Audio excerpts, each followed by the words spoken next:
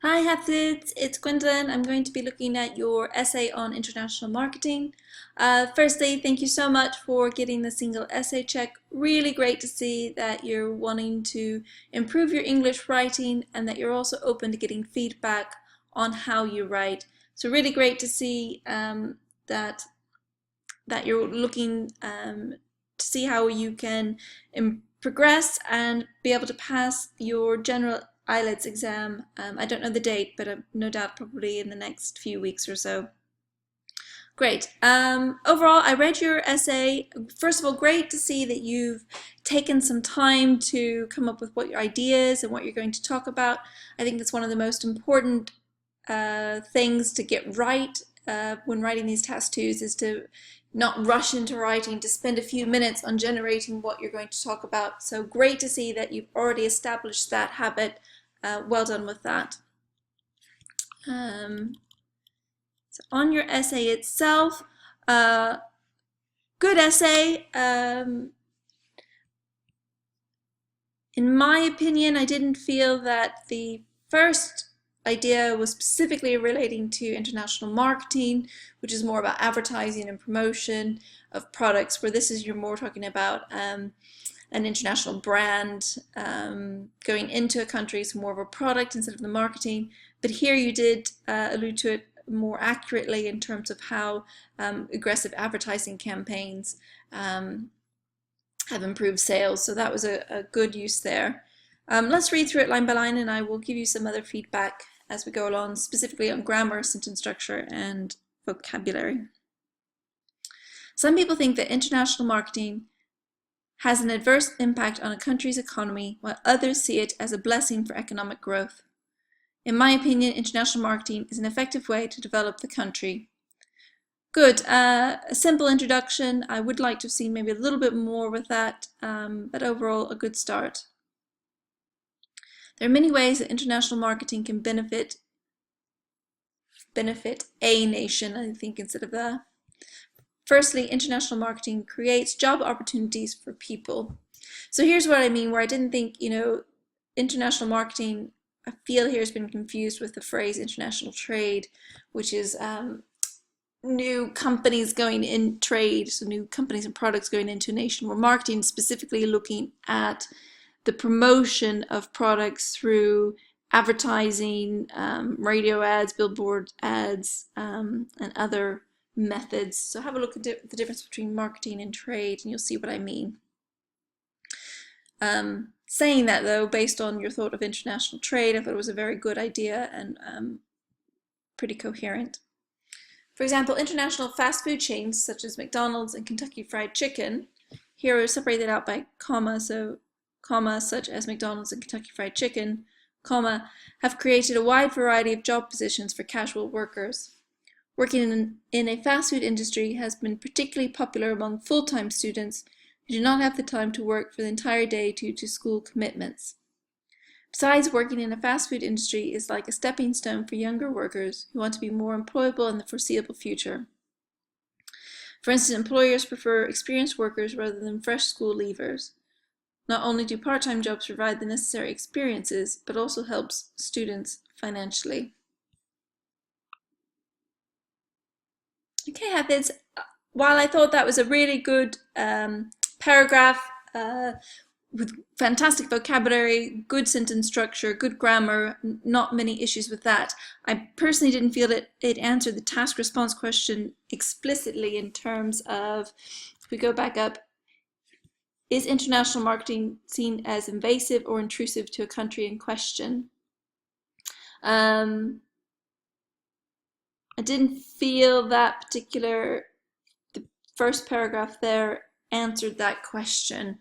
I know you've talked about it can benefit a nation, but I don't think it's the same as being invasive, intrusive. Just my 2 cents on that. Okay, the next paragraph. Secondly, international marketing helps develop popularity of sports. For instance, with the support of huge sports brands such as Nike, again, comma, such as Nike, many young athletes have their dreams realized by signing up for lucrative sponsorships. The athletes' increased financial resources have enabled them to improve their performance and contribute to research in sports medicine. Many of such sports companies are known for their aggressive advertising campaigns, which have helped them significantly by improving sales. Good, Havid. Really good writing. Again, fantastic vocabulary, really good sentence structure, very strong and coherent.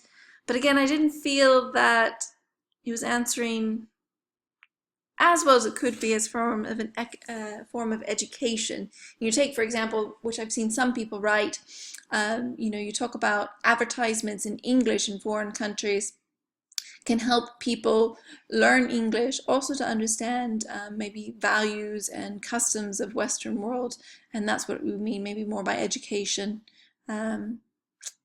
which I felt would have been a stronger example here. In summary, the introduction of international marketing has many benefits which could spur higher economic growth. Good phrase there. Could spur higher economic growth. Good. People should value its contribution rather than not. Good, Hafid.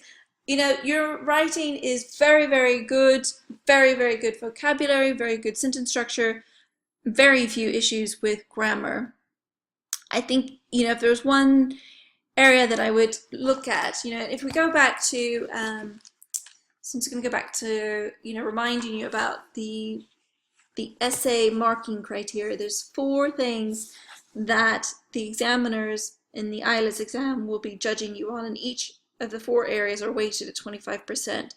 So I'm going to just talk to you briefly about those and give you my opinion where I think you are. The lexical resource, which is using a range of vocabulary, showing your flexibility and precision of word choice, and using accurate synonyms. Within that category, you do very, very well. You have some fantastic word choice. I have no issues with that.